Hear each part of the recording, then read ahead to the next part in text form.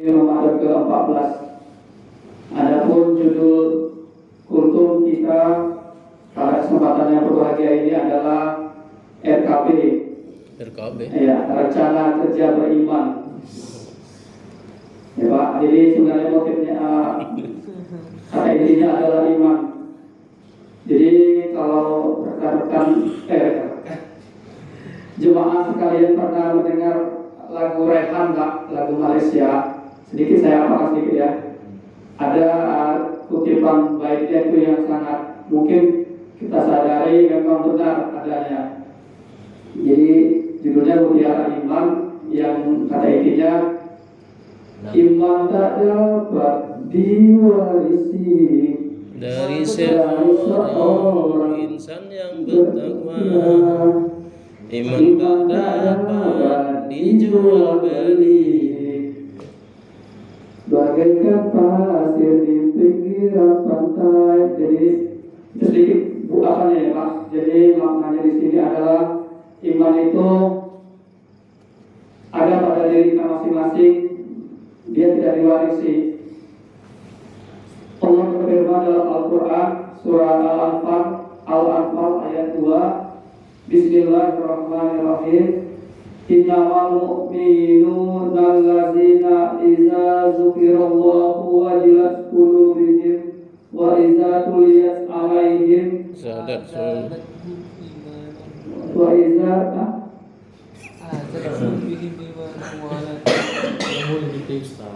ayatuhu zadatuhum imanan wa 'ala rabbihim yatawakkalun. Yang artinya sesungguhnya orang-orang yang beriman itu adalah mereka yang apabila disebut nama Allah maka bergetarlah hati mereka. Apabila dibacakan ayat-ayatnya maka bertambahlah iman mereka. Dan hanya kepada Tuhanlah mereka bertawakal. Jemaah berjaya ikhlas yang dirahmati Allah, ayat ini menunjukkan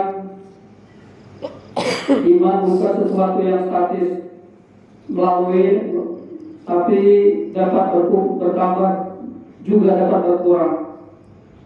Iman akan bertambah dengan ketaatan kepada Allah, dan iman juga bisa berkurang akibat kelalaian kita menjalankan perintah Allah. Jadi untuk kita dapat meningkatkan iman kita dan konsisten menjalankan perintah Allah, ada beberapa tips. Yang pertama, menjaga sholat dan ibadah wajib. Kita tahu sendiri sholat pertama 5 waktu adalah hal pertama yang akan dihisab oleh Allah ya Pak. Dan kedua, membaca dan merenungi Al-Quran.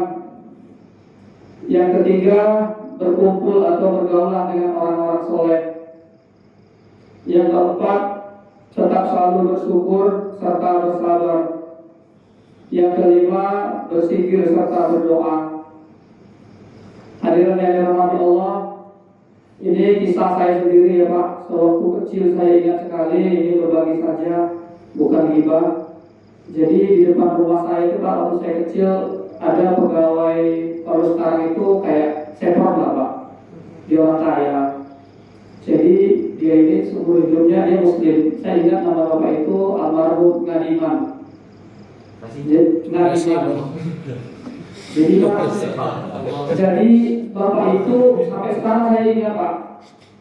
Bapak itu dia tidak pernah sholat Pak, nggak pernah sholat sampai tua, sampai pas mau meninggal itu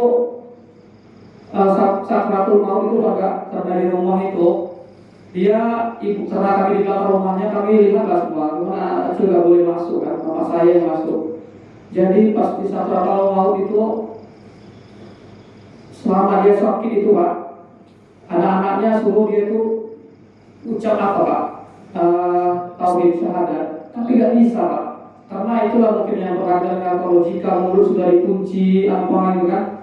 Jadi memang nggak bisa Pak, kalau memang tidak dilatih dalam kehidupan kita sehari-hari. Saat sakratul maut pun disuruh mengucapkan itu Pak, suruh mengucapkan nggak bisa ya Pak. Mulutnya itu memang nggak bisa, karena memang ya Pak, kalimat itu kalau tidak dilatih, tidak diucapkan, nggak bisa. Jadi bapak saya ngomong lah pas sudah meninggal kan, ngomong lah ke kami kan di rumah kan. Tadi Pak Ade, dia bilang Pak Ade karena anaknya namanya Ade kan, Pak Ade. Pak Ade tadi pas apanya nggak bisa apa, nggak bisa dia ucap 2 kalimat syahadat. Kemudian dipaksa-paksa semua disebut-sebut semua sama anaknya kan, supaya ucap gitu kan di menjelang akhirnya nggak bisa kan, sampai dia meninggal itu tegang kan, mama saya bilang kan.